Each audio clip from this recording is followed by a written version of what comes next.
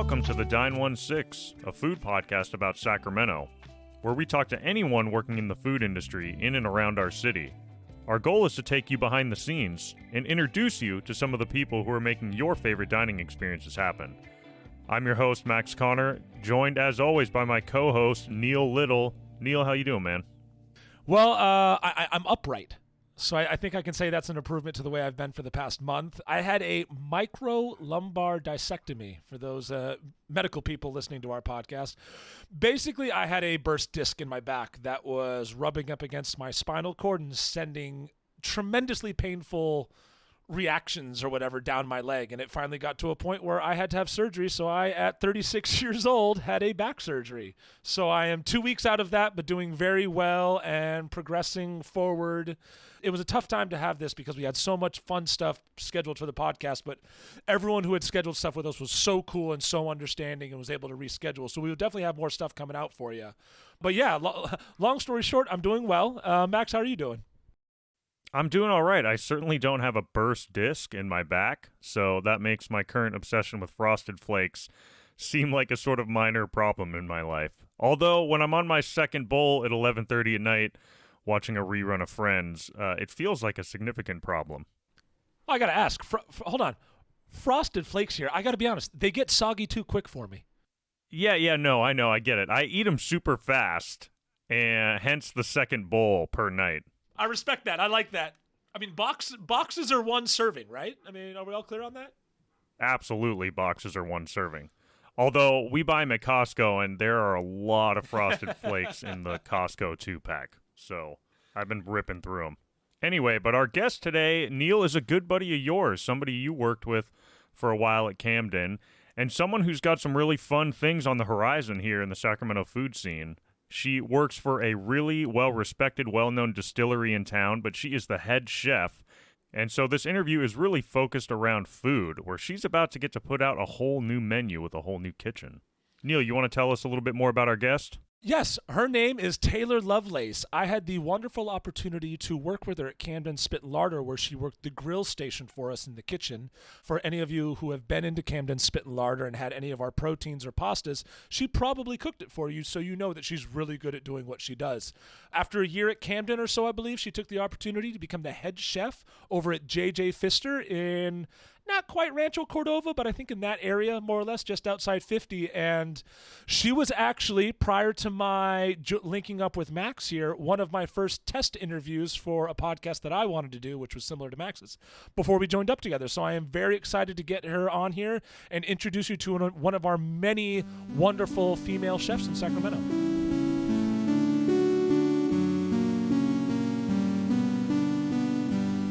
All right, well, Taylor Lovelace, thank you so much for being here on the Dine 16. It's great to have you. Thanks for having me. Yeah, so we always start the interview by asking, what was food like in your childhood? What was food like in the home? So growing up, my mom was a really, really good cook, but she worked up until I was 9. So before that, it was just my dad with low-key corn dogs and mac and cheese. But then after that, my mom cooked a lot. What kind of food did your mom cook growing up? I mean, she would always make as lamb, like rack of lamb. She would call it lamb lollipops, so we would eat it. Mm. Like she was always experimenting on, good. So there's still a couple of things that I make of hers that just bring me back home. Like her balsamic chicken, rosemary chicken is my favorite thing ever. That sounds good. What, chicken breast, chicken thigh? Chicken breast. Yeah. I do it now with chicken thigh. And then she also makes vodka pasta, which I'll have her make a whole extra batch so I can bring it home and eat it at home after I leave. Hey, Mom, I'm here. I'm taking food home with me. Yeah, I've done that many times. Yeah.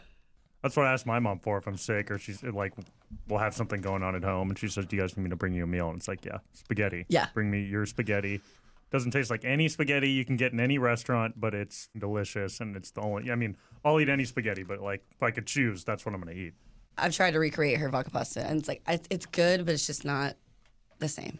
My mom makes this rice curry with green apples and onions, like cold, rice salad or whatever. I've tried to make it dozens of times, never comes out. There's just something about the way Mom did it. And she laughs, too. She's like, this is like 4 ingredients. I'm like, yeah, well, I'm screwing up these 4, Mom. Super Thanks. easy, yeah.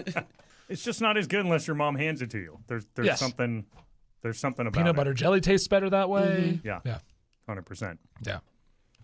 Tell us a little bit more about, because we didn't delve too much into it. We don't have to get into family dynamics of the whole story, but the transition of, corn dogs and mac and cheese with your dad to your mom starting to cook, like, was there something, did you move in with your mom? Did your mom start studying food and start to just cook home-cooked meals? Or? She had a corporate job. She worked at Enterprise Rent-A-Car, so she was gone before I woke up and got home after I got to sleep, and up until then.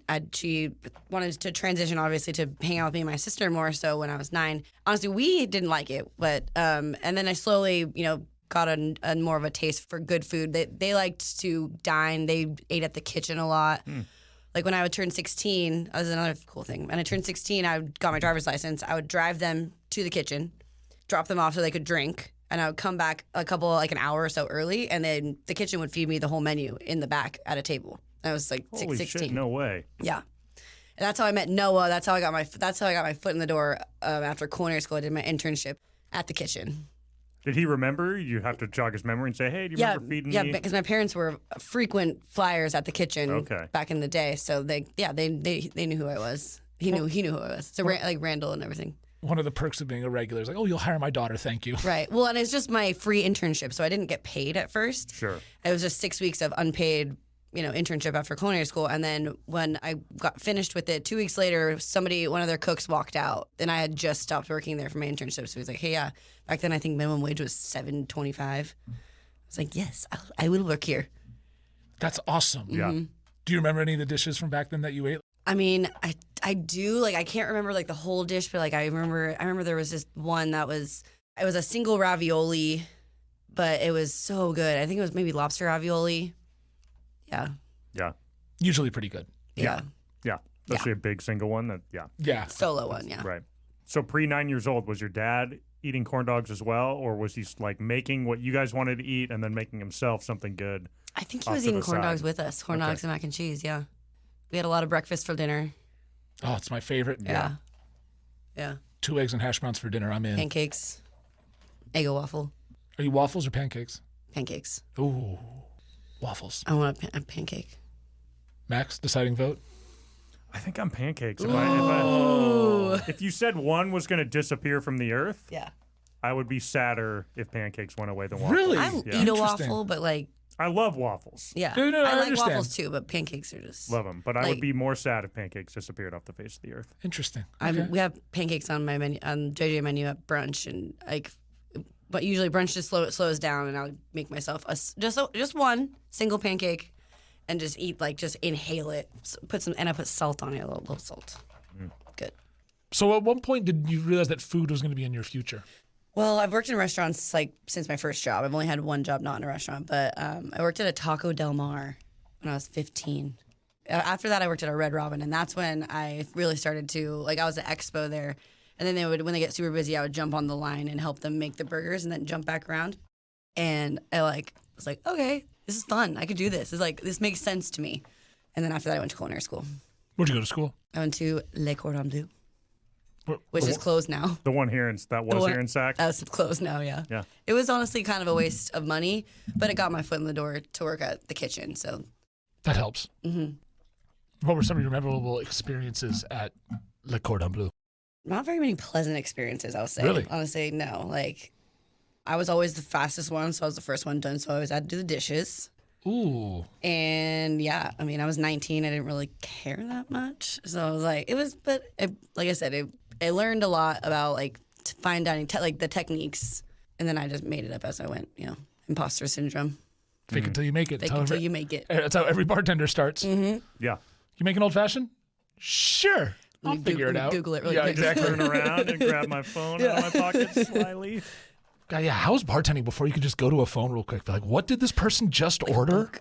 Yeah. Oh, there have been multiple times at Camden. I'm like, yeah, I'll get you something. I'll go up to Brett and be like, Brett, what in the world is this? Oh, okay, I got it. Yeah. It has to be even harder now because the whole craft cocktail, but also then cutesy naming of cocktails. So every place has a different name for their version of what could just be a mule or some type of old fashioned or anything. And then they'll go somewhere else and just order it.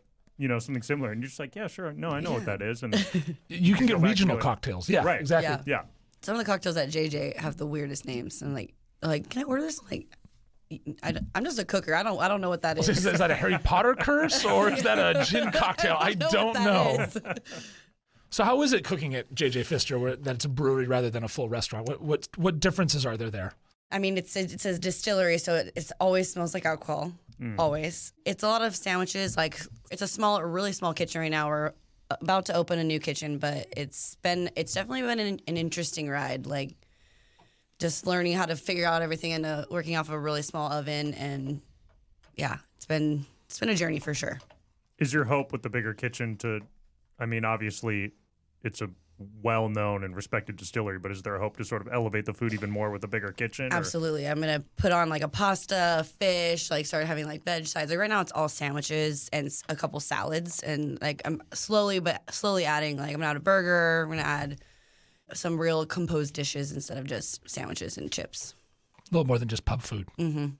So let's rewind a little bit. You said you went to culinary school. Well, you didn't enjoy it. You ended up at the kitchen. I did, yes. So what was that experience like? It was 2009, so it was a long time ago. It was good. I look back on it now, and it's endearing to me, but during it was not so great. It was hard. It was hard work. Back then, people expect you to work overtime and off the clock, and I learned a lot, though. Very much learning. What were some of the key things you learned? I think just techniques and like a flow of it, because the kitchen's more of a catering style where everyone sits at once. So the flow of that versus a regular restaurant, which is you get tickets and tickets and tickets. So I think that helped me in my knowledge of foodness. Foodness, I like that word. What were some of the memorable dishes that you made? One of the worst ones I ever did, we had this duck dish, and it had duck tongues on it. I don't know if you know this, but duck tongues have 2 bones in them. It has like a V bone on the outside and a bone on the inside.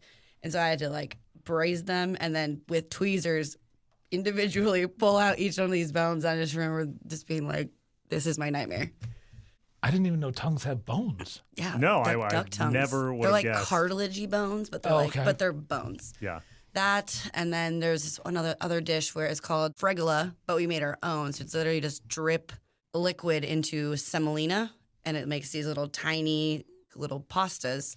But we had, each person had to get, so I would bring it home, and I would like have a full sheet tray of semolina on my living room floor, and I would just sit there and drip watching while Netflix. I watched TV, and then bring it to work, and like kind of like not tell anyone because I wasn't really supposed to take it home. I was just like, yeah, look at all this food I made. Voila. Yeah, off the clock at home. Yeah, that's not even Netflix streaming days. That's like I know. No, it was DVDs of Planet Earth. They run out real quick when you're making fregola on your living How room Netflix floor. started. We've come a long way. Was it still a coursed menu at that time? Was that even before Kelly, the current chef, was there? This was back when it was Noah Zonka back in the day. Yeah, it was still coursed all the way. It was like more, I think it's more streamlined now. We did the sushi intermission, and it was still like a 6-hour dinner though. 4 or 5. Yeah. It was really cool though. I got to eat a lot of really good food and meet some cool people. I assume you get to try all the dishes? Yeah, yeah. And then I was out to meet family meal with the leftovers of what was left from the night before. Oh, what were family meals like? I braised a lot of tenderloin, which is interesting. You don't really braise that, but I did. Throw it all in a pan, put it in the oven, and then make some rice or whatever you make on the side. Kitchen mess. Everybody eat, and then we'll go back to work. Is there a dish there you remember eating that blew your mind that you were just like, holy cow? I remember there was this one salad. It didn't blow my mind, but it was like a lot of like julienne celery root, and we put like truffles in it, and like I don't really like truffles, and I just remember like I ate a little bit, and I like went back for a bigger handful. I'm like, that's good. I want to eat more of that.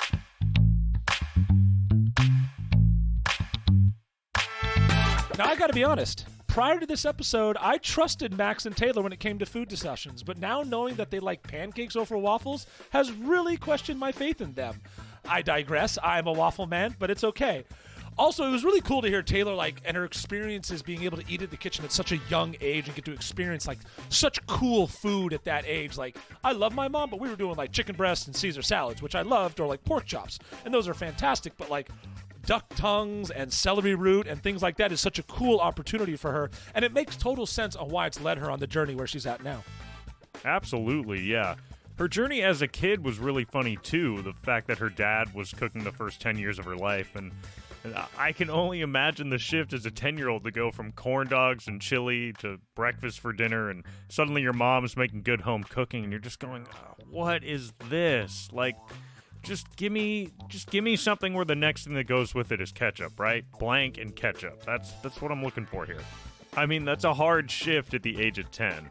It's also funny that that's what her dad cooked, yet, as she said, her parents were regulars at the kitchen, not just they went to the kitchen once or twice. Consistently. Yeah, fascinating stuff. And for her to get to eat there at 16 and then eventually intern and work there is pretty cool. So after leaving the kitchen, Taylor told us that she went out to Winners to help open a new wedding venue and kitchen. They did a whole farm-to-table thing out there, and she said it was really fun to help build a kitchen from the ground up and do these big catering events. She worked at Localis for a brief period, as well as Echo and Rig. And she actually worked for a prepared food company during COVID, doing pre-prepared meals. And then right after COVID, as things reopened, that's when she landed over at Camden Spit and Larder and met Neil. So let's jump back into the interview with Taylor, where we asked her what some of her favorite foods and favorite ingredients are to work with. I enjoy, honestly, I really like salads and like anything that's going to be saucy. I always going to so saucy and bossy. I like sauce on everything. Everything needs to have extra sauce and a sauce. My favorite meal to make, like my comfort meal, is I would say chicken piccata. I don't know why. I love capers and the saltiness of it, but it just like brings me comfort. Will that be on the menu at the new spot? I think it will definitely make an appearance at some point, yeah. Do you have a theme or a direction you're going to go, or are you going to go with the classic, like just fresh food and really just good? Classic, probably like very seasonal, like, whatever's in season at that time, we'll figure out a dish around it, or if I have something extra that I need to just get rid of, I'll build a dish around that. Yeah, just kind of like simple, easy, but like done well. So. In working at Camden and working at all at like Echo and Rig, what are something you've taken from there that you've applied in your new restaurant? Like, what have you learned there and expanded how you manage and do things? Between like techniques or like. No, I mean management style, techniques, like anything. Like, what have you taken from each of these jobs? I mean, I feel as though I've like learned what not to do a lot. Equally as valuable. And it's molded me as how I want to be. At Echo and Rig, that was the first job I had where I really grilled a lot. It was an open flame grill. I was always before that on saute. Like I was just they call me octopus arms. I was always saute with pans, not having an big open grill. So that was a really good learning experience for me. I think brought me a lot of experience for Camden. Because when Oliver asked me where I wanted to be, I told him anywhere but the grill. And he's like, okay, cool, you're on your grill. Like, that. Sounds about right. Yeah. What do you like about working at somewhere like J.J. Pfister as opposed to, I think, a layman or someone who just likes to go to restaurants would hear, the kitchen, Localis, Camden, and feel like, what is it someone with that level of talent who's worked at sort of that level like about, working at a distillery where food is not necessarily the focus, at least right as of now? Right. I like that it's a little bit more homey. Like it's a smaller restaurant, smaller team, smaller kitchen. It's not so like, I don't know, very fine dining, but I like bring my fine dining background to it. Like the way you build a sandwich is important, so everything's not falling out. It's like those smaller attention to detail things, I think, elevate food more than some people would realize. 100%. A sandwich needs to be eatable. Like one of the problems with the place we were talking about before, that's barbecue, not barbecue. But sometimes there's sandwiches, it's like, you can have all this shit in a sandwich, but if I can't actually eat it all in one bite, yeah, if I have to cut my hand on the back of it to eat it. Then or if I have to squeeze, choke it down with my hand, so squeeze it down to get it in my mouth, that doesn't really work. Yeah. So it's a lot more to sandwiches are my favorite food. So there's a lot more to sandwiches than I think the average person really considers. And just because food isn't fancy doesn't mean it can't get a fancy treatment, and like treating things the proper way, like grilling a steak properly versus just boiling it. Yeah, you're going to get far different outcomes. Yeah. Oh, that's good. I like that. I would like to see more sandwich entrees, frankly, for dinner. Like, I'll eat a sandwich anytime. Why it's just a cheap thing that you get at lunch, I don't really understand. I agree with that. I love a sandwich. What do you love about being a chef in Sacramento? Like, what makes you tick? What gets you up out of bed every morning? I mean, obviously the produce here is out of this world. And, Sacramento's a really small town. It's fun to, get to, I've been cooking for almost 15 years now. So, seeing people thrive and learning how people are moving on in their culinary careers is pretty cool. What do you still love about cooking?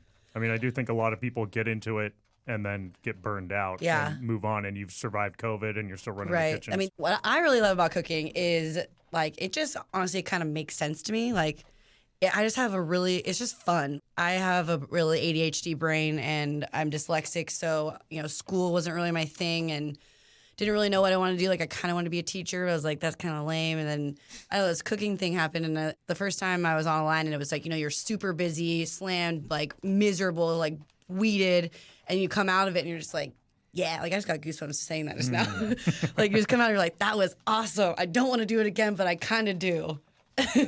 No, I feel like the restaurant industry is good for the scatterbrained of us. Like you have to balance and do multiple things at a time. I heard a good analogy one. It's like the spinning plates at the fair. You can't just focus on one on spin it. You got to spin all 6 at one time. So you got to touch and go and touch and go. Yeah. Yeah. I feel like that's all of us in restaurants have that. Because I don't have one table. I've got 6 tables. Yeah, and it's like, the camaraderie of the kind of misfit crew that you get, especially in the back of house, is awesome. Oh, you guys are the pirates. It's my people. 100%. Yeah. How do you come up with recipes at J.J. Pfister? Like, what is the process from getting an ingredient to execution on the menu? I mean, usually I'll just first of all, what's in season. Second of all, like kind of what I want to eat, really. Like, because my kitchen now, I'm like, I really want a muffaletta sandwich. So I'm like, I'm going to put that on a special next month, And then after that, just like researching where I'm going to like source everything and then how am I going to make it, interesting and my own. Where do you get recipes from, or do you just kind of let your brain go wild? I will usually like look up a base recipe and then I'll just make up my own, like using, the core things of how the dish is made. And then like, well, that sounds stupid. I'm going to do it this way. And then if it doesn't work, then you do it a different way, It's like trial and error. And that's also something I really love about cooking is not baking. Baking is science. Sucked. But yeah. But cooking is like, I want to do this, I want to do that. You just add a bunch of stuff and then it's good. Are there any recipes off the top of your head that you remember that you've kind of doctored up into your way? I'm thinking more of like baking now. Like I have an olive oil cake recipe that I kind of made myself. And then I also have a chocolate cake recipe that I make like a sweet mayonnaise and I like put mayonnaise in chocolate cake and it makes it really good. Like I don't put like I don't put lemon juice or like salt, it's just like sugar and egg yolks and oil. Like basically make a mayonnaise and it like literally makes the cake melty and gooey and delicious. God, when you think about it that way, yeah. No, it's all the ingredients are there. Might as well just put it in. Every time I tell someone that, they're like, "Huh?" Yeah. Yeah. And I like mayonnaise, and I did that. Yeah. No, it makes perfect sense though. So you just get like, oh yeah. I make my own mayonnaise. Yeah. It's with sugar instead of lemon juice, mustard, and salt. This might be a new experiment now. That makes sense. Yeah. No. In your little baking thing that you have. My little June oven. Love that thing. Is there a type of cuisine that you would love to experiment more with, like on a specials, or types of, regions or cuisines you don't know much about that you'd love to cook more? I really enjoy making Mexican food.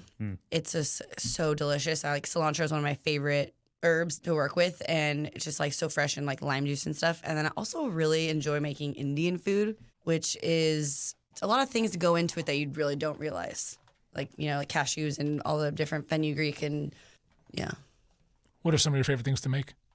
Really, my favorite thing to make is green pozole verde, green pozole. Because you don't really see it a lot on menus. It's always the red. Yeah. But the green is like tomatillos, just that whole flavor profile of tomatillos, cilantro, and like, pasillas is just really good, delicious to me. Yeah, that sounds, I don't think I've ever had green pozole, but I don't think so either, yeah. It's usually made with chicken, like the green one, but I usually make it with pork still. Either way, sounds good to me. Yeah. It's delicious. What advice do you have for aspiring chefs? It's a trap. No, don't do it. No. I would just say, always just be open to learning because I learn things every day. And I think especially the younger generation of chefs, they're mostly Gen Zs and they're, they have a different mindset of doing things. Like they want their life to be easier. And so it's like, I know my philosophy about cooking is like, I'm going to show you the proper way how to do it. I'm going to show you my way how to do it. And then if you can figure out an easier, better way to do it that yields the same result as the proper way and my way, then teach me. I want to learn. So I think just being open to learning. Now you talk about age and cooks. Have you seen a difference or experienced any challenges on getting line cooks? Because I know like every restaurant is looking for them now. Yeah. Is it because the younger generation isn't stepping foot in the kitchen? I think so. I mean, I have right now in my kitchen, I have one kid. He's his first job ever. He just turned 18. And he, at first, you know, I had this other cook that was pretty lazy, and she's now gone. But at first, he was like kind of following her around. And now that she's gone, he's like blossomed into this. Like I think he sees how hard I work and how hard a couple other people I work with work. And he's like, okay, this is what I'm supposed to be doing. I think that the younger generation does have a bad rap, and they kind of should, but they also deserve effort too. It's not all of them, just some of them. Most of them. Yeah. No, I've just noticed how I feel like kitchen staffs are inherently a little bit older now, and it's not trapping the young ones in there like we used to. Right. It's not the same, yeah. I mean, back in the day when I was his age, and you put your head down and you work. Yes, sir. Yeah. Yes, and ma'am. Otherwise, you don't have a job. Now it's like, what do you need? Can I help you? How's your heart feel today? Very different kitchens.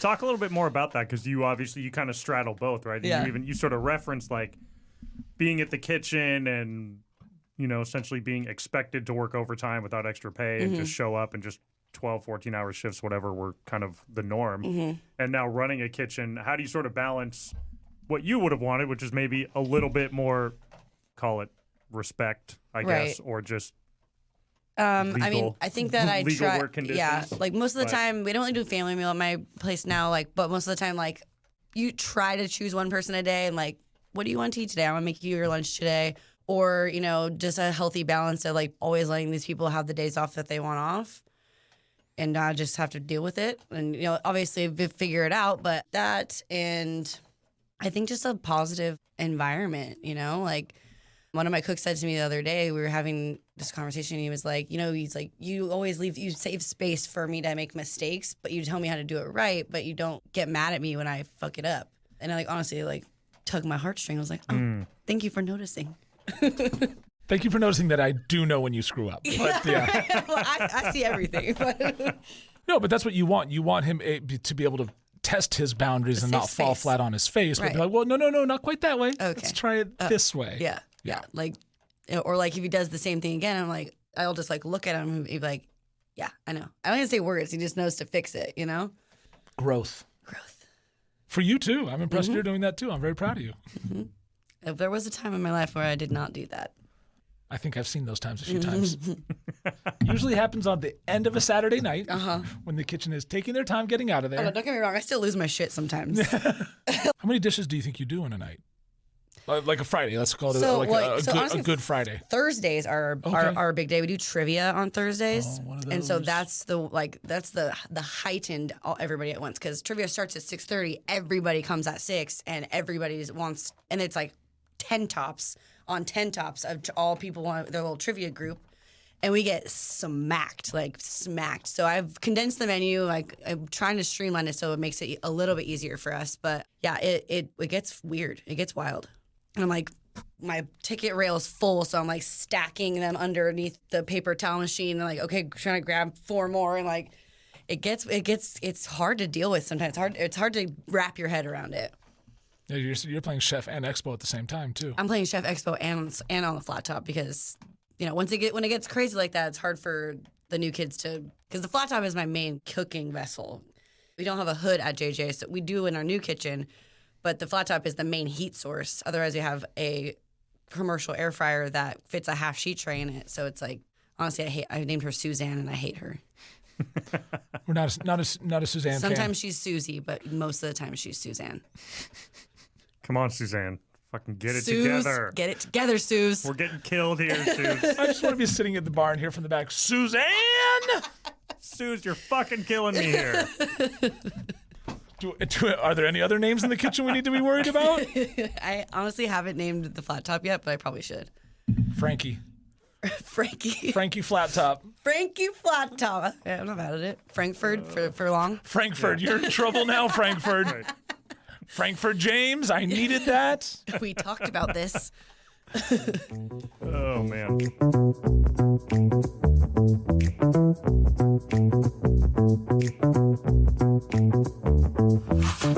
I gotta say, Neil, Frankie Flattop, that was quick. That was on your toes. I like that name. It almost saddens me a little bit that Taylor, by the time this episode comes out, will have upgraded to her new kitchen. But it makes me really excited because you hear her talk about food, you hear her ideas. She's got the homemade mayonnaise cake, she's got an olive oil cake.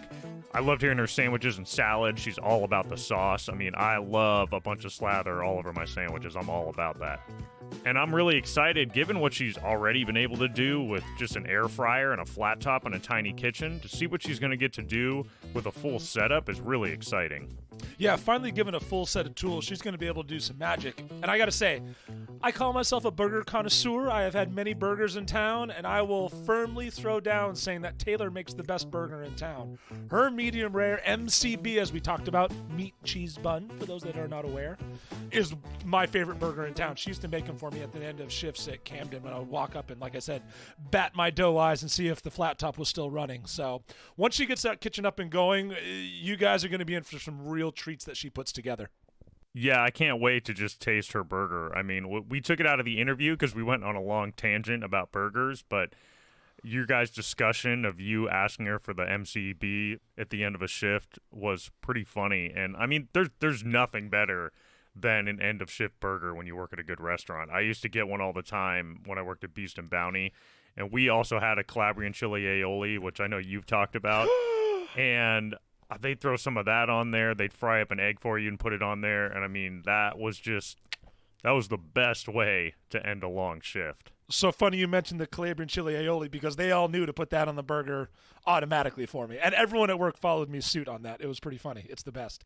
All right, so let's jump back into the interview when Taylor's talking about something else that's going to be in the menu, which is a grown-up grilled cheese sandwich, which sounds phenomenal and will be something that you can get on the new menu at J.J. Pfister, perhaps with a side of that Calabrian chili aioli to dip it in.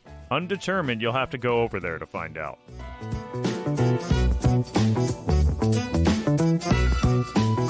Right now I'm doing a grilled cheese special, and I just put on a spring vegetable salad situation with like green goddess dressing. And then talk to me more about that grilled cheese. It's called a grown-up grilled cheese because our charcuterie is called adult lunchable. I love it. So now we have a grown-up grilled cheese. So we have other grilled cheese on the menu, which is like basic mustard and mozzarella cheese, jack cheese. And then this one is smoked Gouda, sharp cheddar, bacon, sliced tomato, garlic aioli on the outside of the bread to grill it. Yes. That is mayo is good for that, better than butter. Yeah. It burns quite fast with the garlic in it, but I got a green garlic in season right now, so we got a bunch of green garlic that needs to get used. So yeah, put green garlic in my green goddess dressing as well. Yeah, but I mean it's pretty much like I said, pretty much like food I want to make. I really want to eat this, so I'm gonna make it. And what's been happening is every special that I put on the menu, it ends up being really popular. So I just add it to the menu and I don't take anything away. So I just like keep adding things. And I'm like, I need to stop this. After 6 weeks, you're gonna be buried. Yeah. I added Brussels sprouts 1 month, like a couple months ago for a special, and now it hasn't left. It's still there. Brussels sprouts are popular. Yeah, that's a dish that like almost every table will order. Yeah, and we also have a very large gluten-free following. Like one of our owners is celiac, and one of our master distillers is celiac. Our general manager is also celiac, so which sucks, but I have to keep that in mind. So my Brussels sprouts are gluten-free. I'll put a breadcrumb on top, which is actually something I saw on TikTok. Uh-oh. But you like blend up chickpeas and then you put them in the oven and then just dry out, and they literally are breadcrumbs and delicious, but also gluten-free. That's a brilliant idea. That sounds awesome. Are there any other TikTok trends we should be aware of that you want to admit to? I'm not willing to talk about it at this time. Your eyes did get big that you were even admitting that about chickpeas. Yeah, I know. Like, where did I find this? No, I don't think so. Not yet. Not yet. To be determined on the next menu. Yeah. We got any Sure. more? Well, first, tell me about the burger you're going to put on there. Yeah, good. Good. You mentioned she used to make one of your favorite burgers. The meat cheese bun. That's the right. meat cheese bun. I mean, it is. And you mentioned you're going to put a burger on the menu. Sacramento's a good burger town. It is. So. I honestly have we'll change the burger a little bit, but at first I just wanted it to be just like OG, but a burger done really well: tomato, lettuce, onion, pickles. Make my pickles, and then a pseudo In-N-Out sauce. I call it fancy sauce.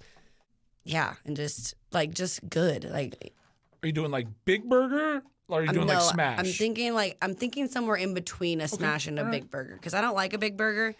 4 ounces, but not 6, 5.5. You know, yeah. But still, you can still have a temp on it, but it's not like all meat when you eat it. That's a very good way to put it. Just can have a temp. I understand that thickness. Yes, me too. Yeah, because big cheese? burgers. Yeah. What kind of cheese? I mean, honestly, I have sliced pepper jack and provolone, but we'll do cheddar. We'll do probably just cheddar, sharp cheddar, or American. American can't go wrong. No. Yeah. It's the best burger cheese. You can have Calabrian aioli. I can, yeah. Call it the Neil sauce. Nick, At Camden, we had this Calabrian chili. We'll still have it. It's this spicy aioli that's like, you just put it right in my veins. It is so good. I'll give you a shout-out burger if you want. There we go. How about a Neil's M.C.B.? There we go. I'm just going to walk in the door. You know what to make. Order up. Yep. When does the new kitchen open? What's the plan? The loose plan? The loose plan is it will be open in 2 weeks. Okay. So everything's done. Everything's in. Oh, wow. Okay. Everything works. We just need to get our fire inspection, health inspection, building inspection, and then we're up and running. We still need to get it. We're going to need to get a new dishwasher too. All right, so we're going to end with our rapid fire. Just close your eyes. First thing that comes to your head. What is your favorite cheap guilty pleasure? Corn dogs. Ah, that's right. I'd forgotten about that. You do love corn dogs. I've been waiting to say it this whole time. The whole time, just waiting for this question. I like that. You said you're a big sauce person. What's the sauce that you have to have in your fridge that you would tell our listeners, like, you have to get this sauce to put on whatever you want? Eggs, sandwich, fries. There's this sauce that they have at Trader Joe's. It's called Zoog. And it's like pretty much it's kind of like a chimichurri, but I fuck with that sauce. It's so good. It's spicy. It's like herby. Also, anything that has pickles in it. I have nine kinds of pickles in my fridge at this moment right now. 9? Like probably. Maybe 7, but yeah. Wow. I'm not a pickle fan, so. Oh my God, I love pickles. I like pickles on things. Kind of like my tomato thing. Like, if it's on a burger, I'll eat it. I'm not going to go, like, grab a pickle and eat it, though. I make myself a whole pickle plate. Like, it's like all, like, 6 kinds of pickles and maybe a cheese and some, like, peppers, but mostly pickles. And the peppers are also pickled. Yeah. Seems to be a theme here. I call it a pickle plate. What is your favorite pizza in town? Ooh, pizza. I mean, I would say Pizzasaurus Rex is really, really up there. What's the one? Buffalo is really good. The breakfast pizzas? Mm-hmm. Yep. Pizza Supreme is good. Honestly, I eat a lot of Round Table. Yeah, it's close. Mm-hmm. Yep, that makes sense. Nothing wrong with Round Table. No. That's what It's I grew expensive. up on. It is. No, that's. I should say, I take it back. What's wrong with Round Table? Yeah. It's way too expensive. It's $47 for a medium is. pizza. It's crazy. Yeah. No. Yeah. But the secret of Round Table is you always call, if you call them for delivery, just tell them you have a 30% off coupon, and they never ask for it when they deliver it. You're like, oh, can I get the number of the coupon? I'm like, I don't have it with me right now, but I know I have it. And then they give you 30% off. Good to know. Trick of the trade. Did you learn that on TikTok? No, I did not. It's actually a friend that do that all the time. And like sometimes in my head, I'm like, they've got to know every single time I order on my little my account on the Round Table. Like this bitch orders. I think it has a hell of 30% off coupons or something. A whole book of 30% off coupons. Just change your phone number each time they ask, what's your phone number? Right. Give your mom's number, your sister's number. You just got to pepper the different stores. Yeah, right. yeah. No, I called them last week. I can't do that one. We got to go to this one. An old work number. It's like in Seinfeld when she orders the Chinese food to a different apartment because she gets blacklisted from Hop Sings. What is the dish from your childhood you wish you could go back and eat? I would say my dad's enchiladas because I was like back before my mom started cooking all the good food, because my mom still cooks the food from my childhood now. Like, if I'm going over there for dinner, she's like, she'll ask me what I want.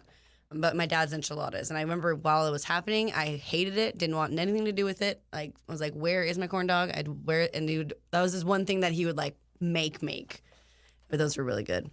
Anything special about him, or just no? I don't even remember if he made the sauce. I couldn't tell you. He might. Green sauce enchiladas. Yeah. There's the theme here. You like your greens. I do. I respect that. What is your favorite snack food? Pickles. I guess that's too. I would say pickles are like chips.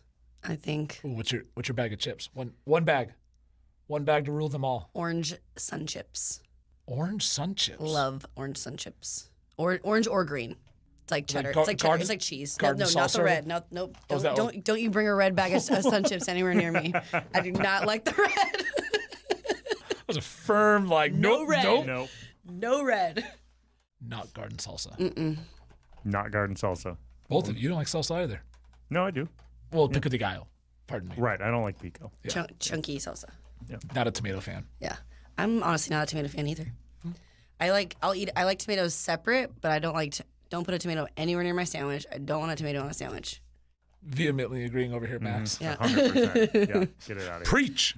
Tomato on a burger is just weird. Unless it's the heirloom tomato. Unless it's midsummer heirloom tomato, I'll allow it, but I'm probably pulling it off halfway through. And now we're getting into the snobbery. If it's an heirloom tomato right. between 72 and 75 degrees, Right. Midsummer only. Midsummer only. Midsummer, yeah. If it's gone past August, no, I'm just kidding. It'll probably be totally fine. Probably. Well, I think that we got a lot of random stuff in here. This one's going to go all over the place. I enjoyed that. Very much like my mind. If anyone wanted to see how my mind works, we're just going to bounce off each wall. Well, Taylor, thank you so much for coming on. Yeah, thank you for having me. I had a good time. Yeah, it was great to have you. I'm looking forward to the Neil's M.C.B. on the menu soon. It'll make us. Anyone who listens to this, come in and yell M.C.B. and she will know. Two things: you listen to the podcast and you're ready for a burger.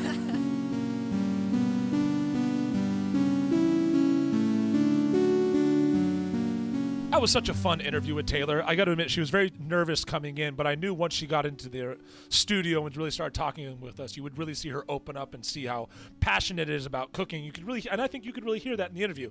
I am also extremely excited for her to really get access to her new kitchen. We recorded this a couple weeks ago, but due to my back issues, we're putting this out a little bit later. So as this comes out, I do believe her kitchen is up and running at full tilt. So I highly recommend anyone who wants a good burger or just good food or sandwiches or anything saucy to go check out the Saucy Boss over there at JJ Pfister. Absolutely. I can't wait to check it out, to go over there and grab a sandwich. And it was really great to have Taylor on. We can't thank her enough for coming into the studio and giving us all sorts of fun food ideas too. That baked chickpea ground up as breadcrumbs, I like that idea. That was cool. Anyway, really fun episode, Neil. Thanks for bringing her on. And if you like this episode, make sure you go and subscribe to the Dine 16 wherever you listen to podcasts. You can listen to the podcast on YouTube as well as all the podcasting platforms. And if you like this episode, please go on, give us a 5-star review.